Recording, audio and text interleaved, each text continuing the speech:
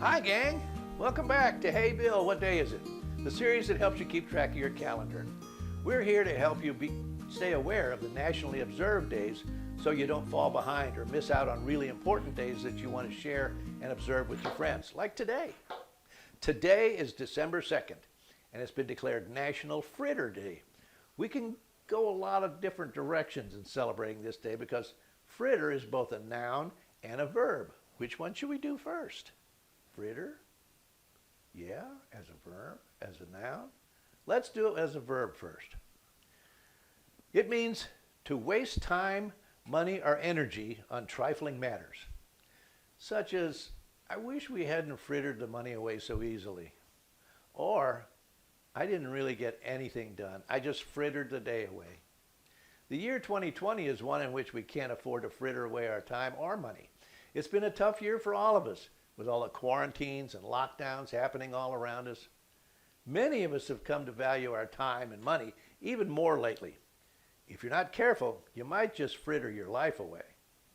Remember, 20 years from now, you'll be more disappointed by the things you didn't do than by the things that you did.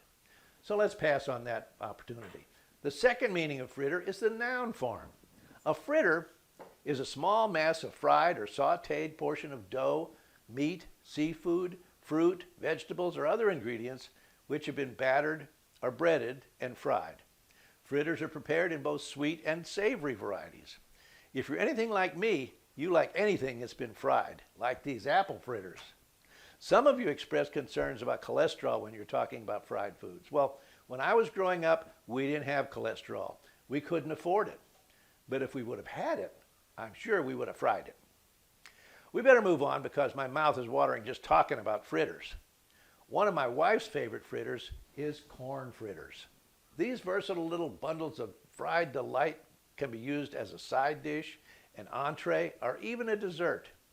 They're cheap to make, and you can make a lot of them very quickly. Cheap was very important when we were first married. One time we even had bean sandwiches, but that's for another show. Corn fritters are great right out of the fryer. Cover them with maple syrup, maybe fry up a little bacon as a side dish. Our kids really used to gobble them up. There's fancy fritters. There's plain fritters. There's many fritters. And there's one fritter. But whatever it is, you're going to love fritters. As I said, I like a good warm apple fritter when I can find a donut shop that carries them. They have to be warm though. They're a little heavy and greasy when they're cold. And they're not something you can really reheat either. They fall into the same category as a lot of other things that don't reheat, like Krispy Kreme donuts and French fries and White Castle hamburgers. Good when they're fresh, but they lose something when they're reheated. The children of Israel had learned a lesson about this when they were entering the wilderness, after they had been delivered from Egypt. No, they didn't have Krispy Kremes or White Castles in the desert, but they complained to Moses that they didn't have any bread or meat to eat, like when they were in Egypt. So God provided what they needed. God told Moses, I'm going to do this to see if they will be obedient. That evening, the entire camp was covered in quail, so God had provided meat. The next morning, the camp was covered in dew, and when the dew dried up, there was a substance that looked like flakes all over the desert floor. When the people saw it, they said, "What is it?" Well, the Hebrew word for what is it is manna. God told them to gather just what they needed just for that day, about 3 pounds a person. But only that much. Don't gather more or try to save it for the next day. There'll be more for you tomorrow. But some of them didn't listen, and they kept the leftovers. When they tried to eat it, it smelled bad and it was full of maggots, kind of like a day-old White Castle or fritter. I personally don't like leftovers anyway. I call them used food, but that's also another show. The whole point is that God will provide fresh blessings for you every day. Don't miss out on today's blessings because you're holding on to yesterday's. God wants you to be obedient and filled with what he has for you fresh each day. All too often, people try to live their life looking in a rearview mirror.